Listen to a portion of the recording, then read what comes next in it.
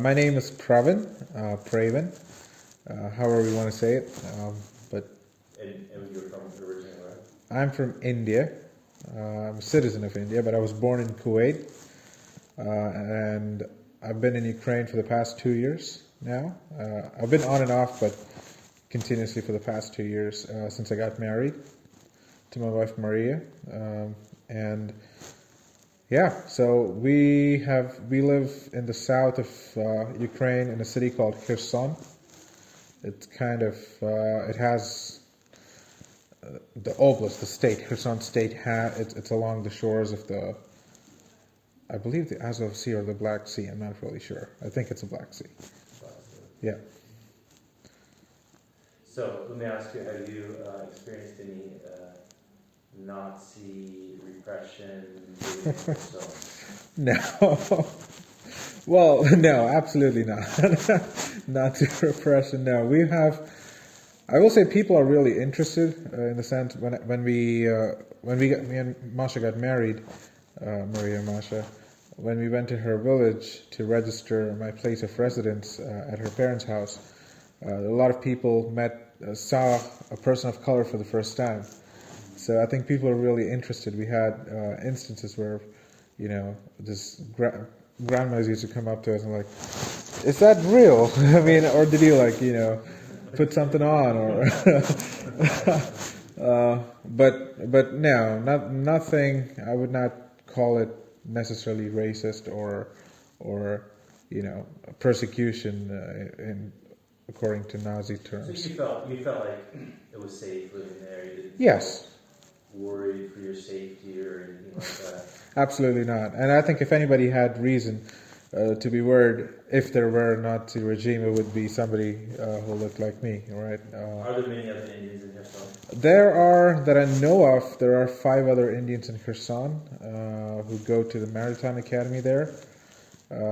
2 girls and 3 guys. And I've met the 3 guys at a store. They're trying to buy some mutton, but the packaging in Ukrainian it said mutton and in English it said deer. So I asked them not to do that. I told them we'll find it somewhere else. It's not really trustworthy. But there are a few Indians. There are quite a few foreigners, as I later found out. But Indians that I know of, 5. There's probably some older Indians who are married and settled there. But yeah. So tell us a little bit about maybe February 23rd, February 24th, when the war started. Oh yeah. How was that for you guys? 23rd, 24th. I could tell you a little bit leading up to that. So we had been having this, kind of like this threat assessment continuously by our parents, or by people that we know who said, "You guys need to get out of there. There's going to be a war," and we were trying to actually go to India, and we were processing Masha's paperwork for that for a visa. But for me personally, I didn't think there was going to be a war. I just thought, well, it's not the first time that Ukraine and Russia are fighting. They're probably just going to talk about it. They're probably just going to, yell at each other and go back home. And it's probably, I personally thought the best thing from the standpoint of Putin that he could have done was just done nothing. And then said, "Hey, look, everybody else cried wolf, and I didn't do anything," right?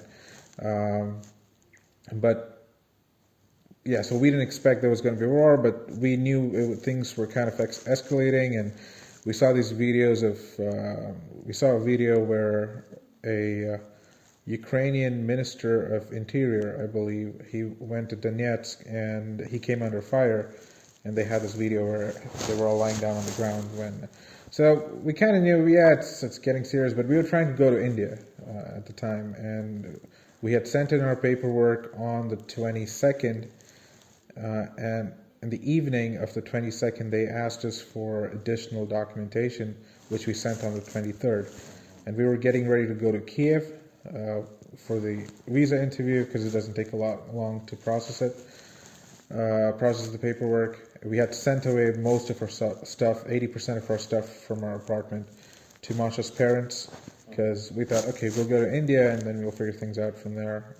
We'll see what happens here in Ukraine, and depending on what happens, we'll come back. But yeah, on the 24th, I was at work all this time, so I work from 6 p.m. to 2 a.m. And so before I went to bed on the 24th, early morning, it was around 2 a.m. I read the news on BBC, and it said Russia has closed the airspace about eastern Ukraine. And I also saw there was this American spy plane that was flying over Ukraine, I believe. I don't know if it was a spy plane or a UAV, I don't remember, but there was a U.S. Air Force plane that was flying on top. And I thought it was kind of weird. I mean, why would you close their airspace? And but I didn't, I just thought they're not going to fight. I mean, probably because they have active fighting because of all this bombing and shelling that's going on right now, which we saw in the videos in the previous days. On the 24th morning, I think it should have been around 5:30, around 5:36. I was woken up by this huge bang, and I thought it was the ships because we live next to the river, the river Dnieper. It goes through Kherson, and we live closer to the port, so I thought it's probably just one of the ships. But then I opened my phone, and I had a text from my friend from church who said, "Pray, we are at war." So I opened the news, and it said Russia invades Ukraine, and Putin declares special military operation in Ukraine. I woke Masha up, and I said, "We are now at war." And then my parents called, her parents called, and my parents called. My dad was crying on the phone.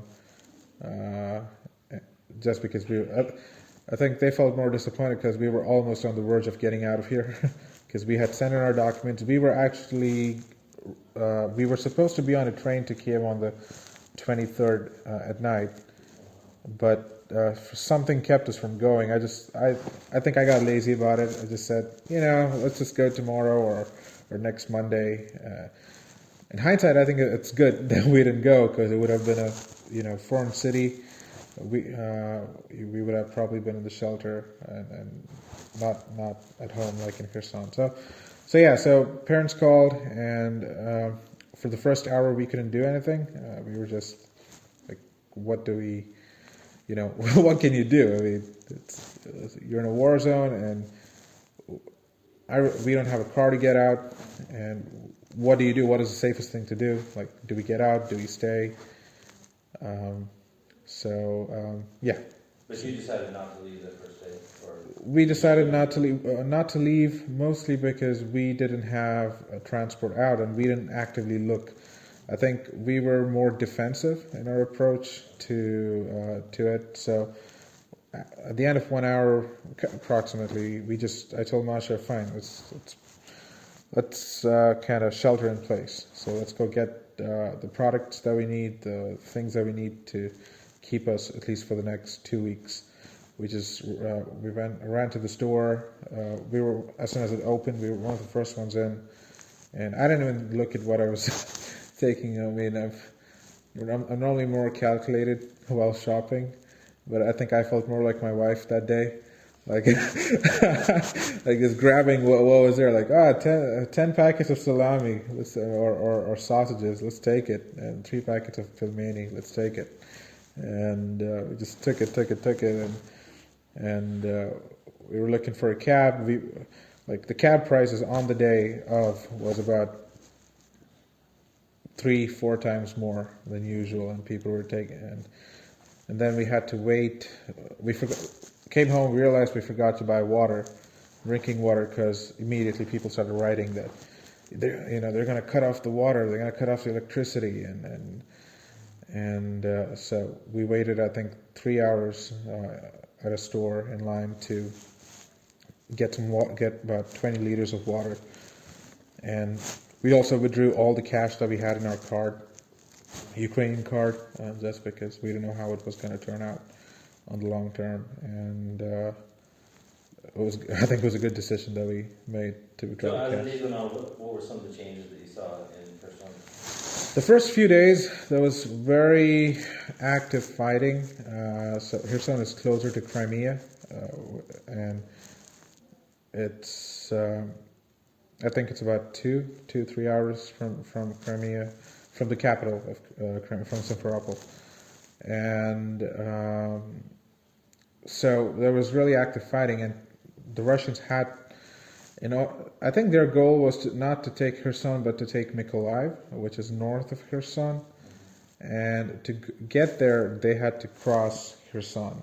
And there's this bridge that connects, it goes across the river, I believe. A bridge that connects, the peninsula the part of land from when you're heading in from Crimea and to Kherson and onwards to Mykolaiv. So there's a lot of fighting going on around that bridge. And I think about 3-4 days, 3 days I think that the Ukrainians held up to that. We were staying home. We did not turn on the lights. We read reports. Since I think most of the police force, most of the territorial defense forces, I think most of them were fighting, taking part in active fighting, and there was a lot of looting in the city. We even from our house, like outside our window, we could see like guys with guns breaking the glass. Not military, right? Not military, yeah. Breaking the glass of a store in front of us to take stuff, and we decided to shelter in place. The building that we lived in did not have a bomb shelter, so we converted our shower into a bomb shelter because it was pretty much central to the apartment, and it was pretty compact. So we thought that was, well, we read on Google that people recommended to stay in the shower. So you would go in there during the air raid siren? Yes, we had air raid sirens. So the first few days of fighting was intense. They had we consistently had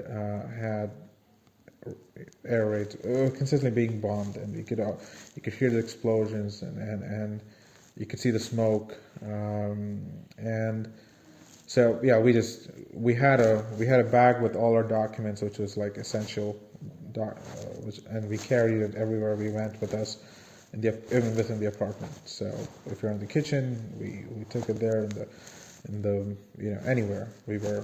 So we also took our guitar to the shower. We kind of praise God in there. I also worked while we had bombs falling outside, and I work in sales and marketing, so I was talking to a client, and we were, like, how are you doing, Tony, today? I'm like, fantastic. And we had bombs outside. Did you tell them?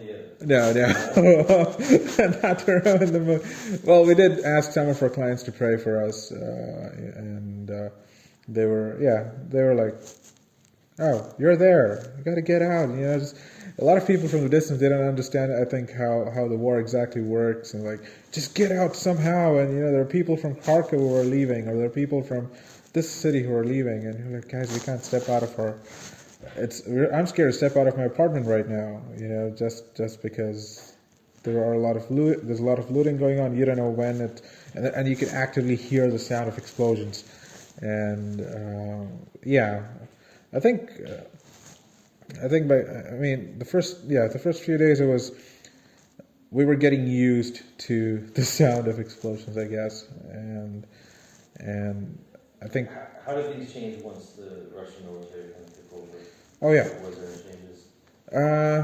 There was a change in the sense that I think when they took over, the mayor of Kherson, he kind of, I don't want to call it he struck a deal with them, but he posted on his Facebook page that so the Russians are in our city. They're now in control of the administrative building, but we have agreed on some terms, which is citizens can go out during the day to buy stuff.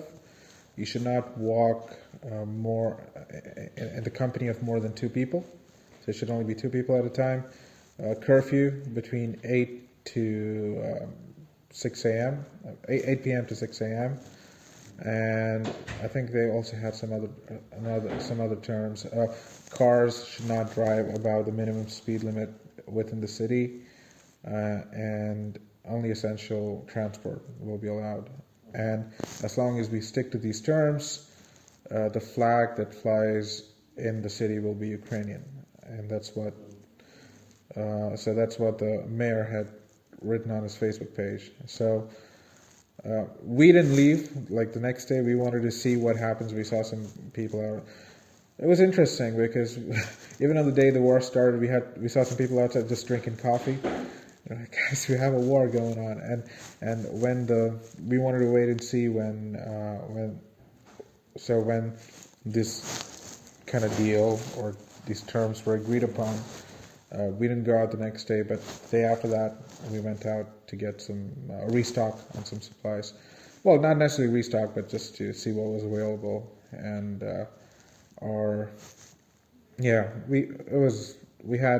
we could go to the store, but the stores also did not have a lot of products. Say 1 weekend or 2 weeks. 1 weekend maybe there was some variety, but 2 weeks in there was pretty much like you could want cabbages and potatoes, but you come out with one cucumber, and you wait in line for like 3, 4, 5 hours just to get inside the store. So and people were baking bread downstairs from the house. They were selling bread and some vegetables, or so we used to just look out our window and we hear a car or a van, like a delivery van or something that comes along. We just look out the window and run, just so we could get to the. They would be bringing like bread or something like that. Yeah, and So what made you guys want to say that okay, we need to leave now? Oh, so at first we really thought we could just wait it out, and especially when the war started, I thought it's 3-4 days or a week maximum, and then probably just start talking about terms of negotiating terms. Basically, I didn't think it was going to last for a month, but about 2 weeks ago. So today's about 2 weeks ago, I think. So Ukrainians had started protesting in the city, and peaceful protests. They were just singing the national anthem. They were saying some of the new war slogans against Russia, which. Can you share some of those? Sure. With pleasure. Will you bleep it? No. They were asking Putin to go do a certain act to himself somewhere, to say the least, and and they were calling him a word that rhymes with trucker. And many other words that could rhyme. So people had started protesting, and I think about 2 weeks. At first, the Russians, they were pretty. We had soldiers surrounding the administrative building, and they had a lot of military vehicles there. They also brought a lot of private vehicles, people from Crimea, and buses. Basically, they wanted to stage this fake referendum saying, Kherson wants to be part of Russia. We're going to make the Kherson People's Republic, or something similar to what we did in Crimea or in Donetsk and Luhansk. But the people of Kherson didn't want that, so they were protesting this. So about a week and a half ago, at first it was fine. They were shooting into the air to scare people off. But a week and a half ago, they fired right at protesters. They were shooting at protesters. A few people were wounded, and some people disappeared. We heard that they brought in the Russian Nadzgvardia, which is like the National Guard of Russia, and who are not like military, but they're more like law enforcement. And so once we saw that they're, firing at civilians, and we just did not want to, and we saw the direction that it's headed. With Kherson, like they were kind of turning it into a second Crimea like situation where we're bringing in our own people from some part of Russia and saying, hey, Kherson wants to be Russia. Me and my wife, we do not want to be part of that, and also being a foreigner, we didn't know how they would react to us. India and Russia have good diplomatic relations, but it's no guarantee that soldiers on the ground they're capable of having that level of political knowledge. So we were looking for options to get out. We contacted the Indian embassy in Ukraine, who redirected us to Moscow, and they asked us to leave through Crimea, Kherson, Crimea, Moscow, Moscow, India, and I told them I can't find somebody to take me out of Kherson to Ukraine, and you want me to find somebody to take me and my wife, Ukrainian wife, all the way to Moscow. I mean, that's just crazy. And so they told they will talk to the MOD and Russia and whatnot, and then they got back and told, well, you guys should just stay in place because it's not going to get worse than it is right now. And we told him, hey man, we're standing in line to withdraw cash for 4 hours or 5 hours. And then you go to the store and you stand in line for another 4 or 5 hours to get some stuff, to buy some stuff. What do you mean it's not going to get worse than that? And they said, well, it's not official yet, but Kherson is practically now Russia. And just stay in place and don't go anywhere, and it's not going to get worse. It's already as bad as it can be. And why is the Ukrainian president giving provocative speeches, mobilizing people to protest this, what Russia is doing? Yes, we have a war. It's a situation. Just deal with it. So they were not real helpful. Yeah. And I'm like, well, guys, come on. What do you mean? So we decided. So when I heard this from the Indian embassy, I kind of knew that, well, we stayed so long just because we thought somehow my embassy can help us get through safely, even if it's on the Russian side. But given that, now my embassy also said, you guys are pretty much on your own. We were like, we need to get out of here because they're not treating civilians well, and they are. We don't know when they will just lose their mind, especially after seeing in the news what they've been doing to the other cities, and then just fabricating lies or statements about what they've been doing. So we don't want to be one of those, or we don't want to be in Kherson if it comes to that at the time. So we were looking for a way out. So how did you find a way out? By God's grace. To be honest, I'll tell you. I think God practically blessed every single part of every single step. So we were looking. We had a lot of offers from some drivers on. There's this website called BlaBlaCar, which is kind of like a rideshare website, and we had a lot of drivers who offered to take us out of Kherson. Who kind of said, you pay us like $20 and we'll take you all the way to Lvov.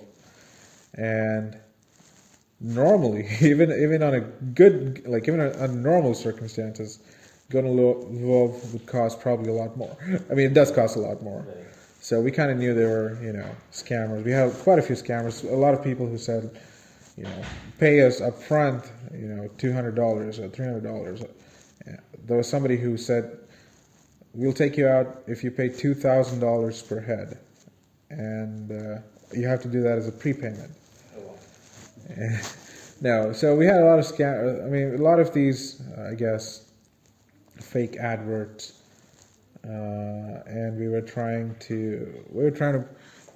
and trying to find a reasonable option.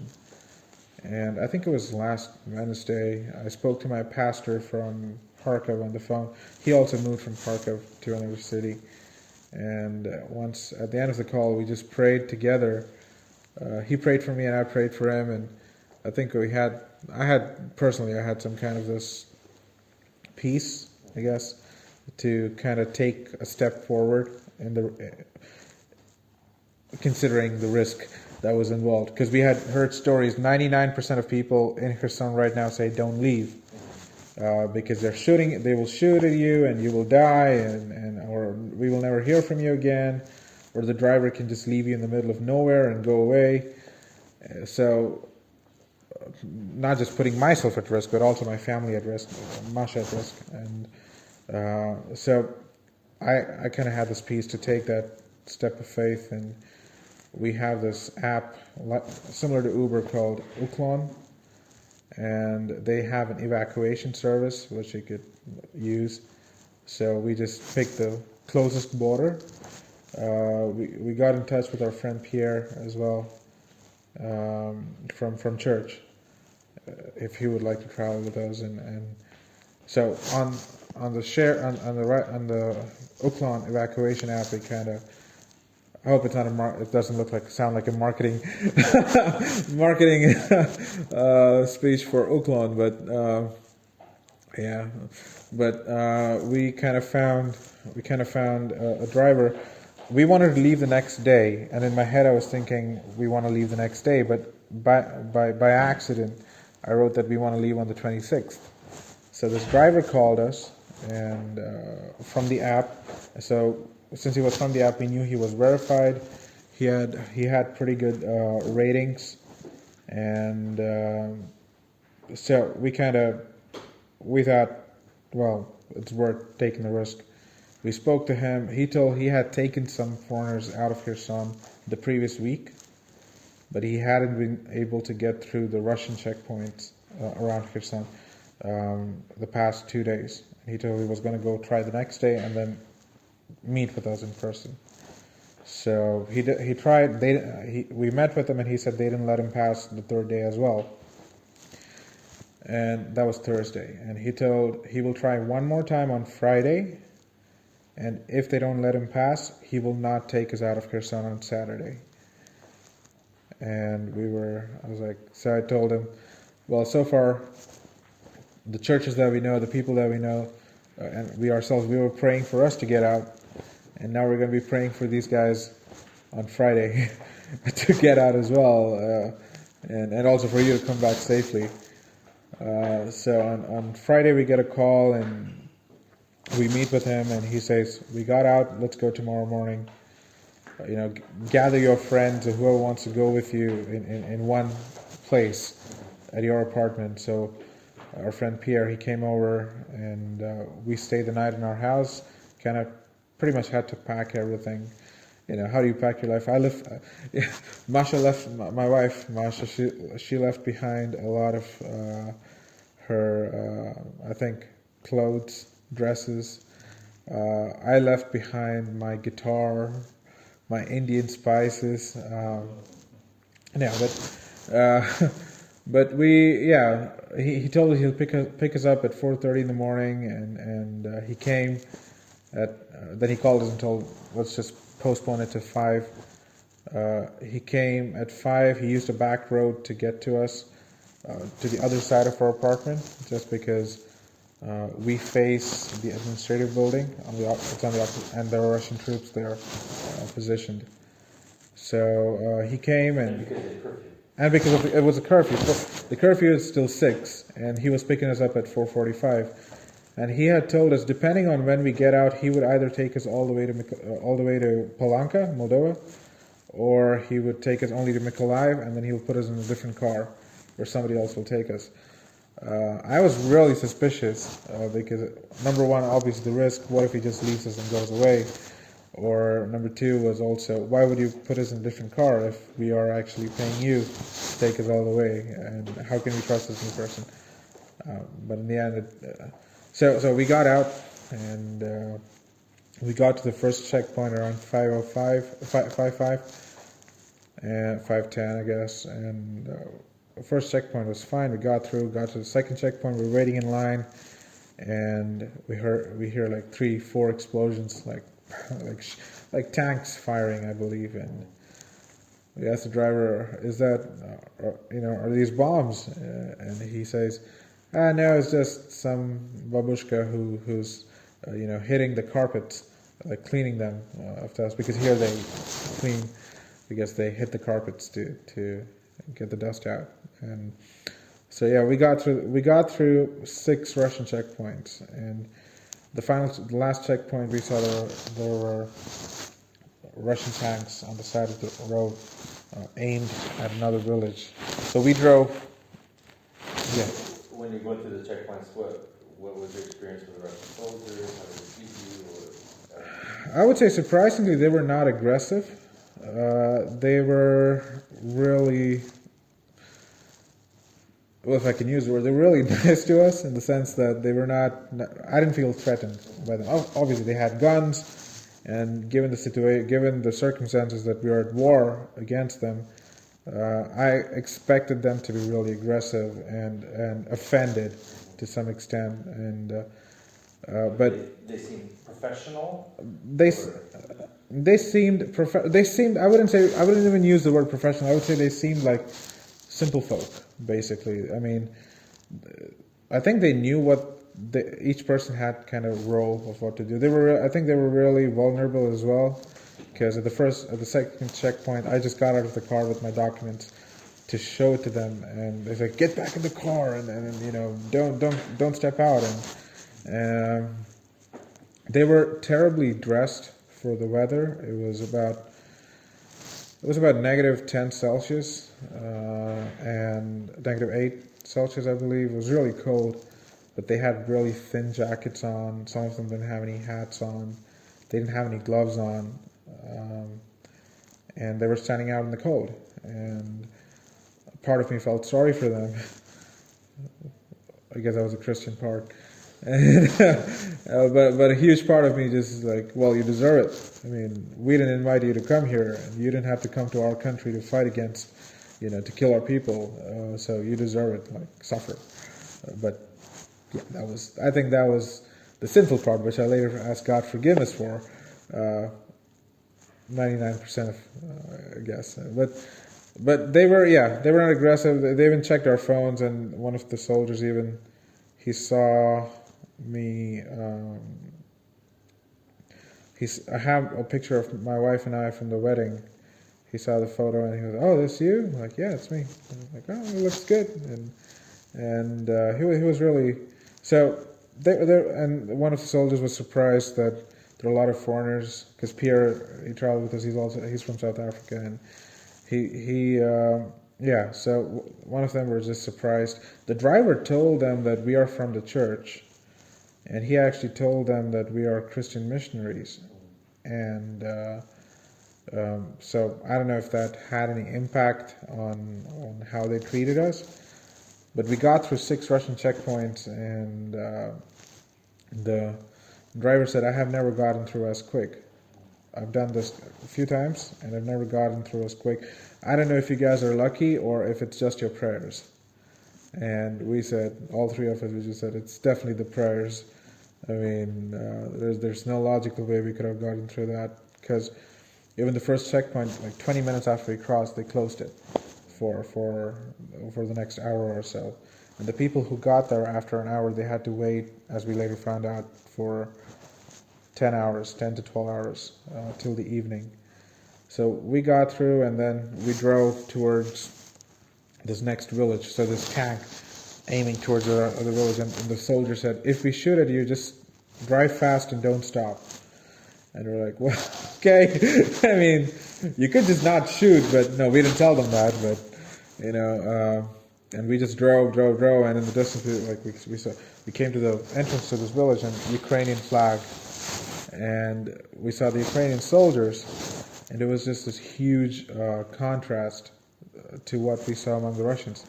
Because Russians, we had a few people sitting around the fire, like a small fire, like in a bucket or something, and cold, bad clothing. But Ukrainians look really well dressed for the.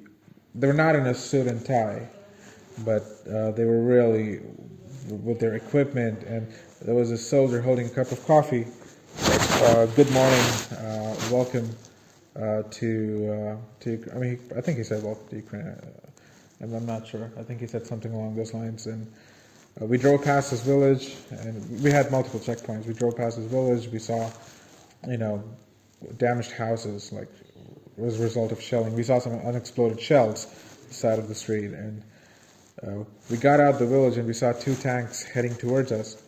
So our driver just stopped to the side of the road, and they were Ukrainian tanks, and they were actually heading to that village to defend it from the Russians who were there.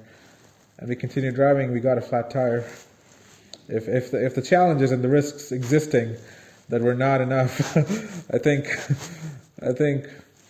God in his amazing sense of humor decided, you know what? No, I'm kidding. I don't. But we got. I think the driver just went too fast on a stony road, on a rocky road, and we had a flat tire, so we had to step out in the middle of nowhere and change the tires. And the driver said that's suspicious in itself. We got to Mykolaiv, got in the next car, and drove through Odessa. From Mykolaiv to Odessa, got through a whole bunch of Ukrainian checkposts, and it's pretty. They have every bridge in Mykolaiv pretty much rigged with explosives. There's a car and just to if the Russians ever get there, just to blow it up. But I don't think it's a state secret. I think I could say it now. But so we got to Odessa. We got about 20 kilometers from the border, and we were at a checkpoint. The soldiers asked our driver for his documents, and it turns out he was 42 years old. They said, you're of fighting age. We cannot let you pass. And we're like, wait, what? I mean, it's still 20 kilometers to the border. And turns out a month ago, the second driver that we traveled with, he had an operation. And because of that, he got an exemption not to fight in the military. And he showed them that exemption, and they said, well, have a great day. Go ahead. And he dropped us right at the border, and we prayed for him and his family. And for me, at the back of my head, I'm just thinking, like, in my plan, that was one of the most suspicious parts for me, because I thought, why would the first driver not take us all the way to the end? And neither of them knew that they were asking for these documents. They were asking for so even the driver was surprised. And so in my plan, that was the most suspicious part. But then I thought, in God's plan, if we had come with the first driver, we would probably have had to walk the last 20 kilometers to the Moldovan border. But we made it through, and we made it through in roughly 8 hours since we started, which is a surprise to a lot of people that we know, and even from the stories that we heard,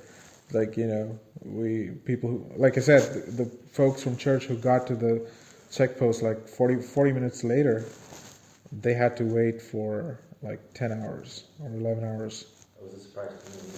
I didn't even make it there in time before you guys did. I know. I think we got to, I think we got to Palanca quicker from 8 hours away than you did 2 hours away, right? But we made it through. And we entered this tent, and I think there was some church from Moldova that set up a tent on the other side, on the Ukrainian side of the border. They had like free. They had snacks, and they had water, and we saw this poster. I guess it's God is love, or Bog yes Любов, or something like that. And I was like, wow, we didn't expect to see that. We didn't expect to see like a church ministry team there, but it was real. Like, do you guys speak English? Does anybody here speak English? And there was, I think, this British pastor with a British accent, I believe, and I was like, Yeah, we do. Well, that's probably Green or Graham that you talked to. Oh, maybe. Probably. Probably. Oh, I have to see his picture. I don't know. It's probably him. And yeah, and he asked one of his volunteers, Rafa, I believe, to show us to the customs to the line that which was waiting, the people who were waiting for to go across the border control. So we got to border control, and yeah, they didn't tell us anything. They just took our passports, pretty much asked, the Ukrainians had asked me a few questions regarding when I came to the country, what I did, but then Moldovan side did not ask me anything, and we got through. And then we met about 20 minutes later, and yeah, and the rest of the story you already know, basically. But God just worked miracles. Just to think, we got out during curfew, and a driver had to use multiple back roads. We got through the first checkpoint, which closed 10 to 20 minutes later. And then just to get through all these checkpoints without too much of a hassle, because me and Masha, we had a backpack with our American documents. And we were really concerned that if they see anything that says United States of America, it's going to have bad side effects from their end, because probably they don't know about India and Russia, but I'm pretty sure they know about the relations between America and Russia. So we were really concerned, but God made it so that they'd not even check it, and our backpacks, and they didn't even strip search me, which they did to folks in the other cars in front of us, me or Pierre as well. So God really blessed. Yeah, it's just a leap of faith, I guess, and a leap of faith, and just completely God's mercy that we made it through.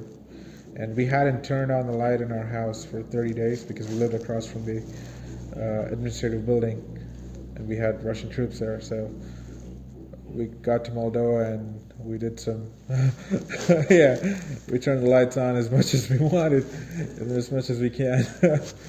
So yeah. All right. Thank you for sharing. You're welcome.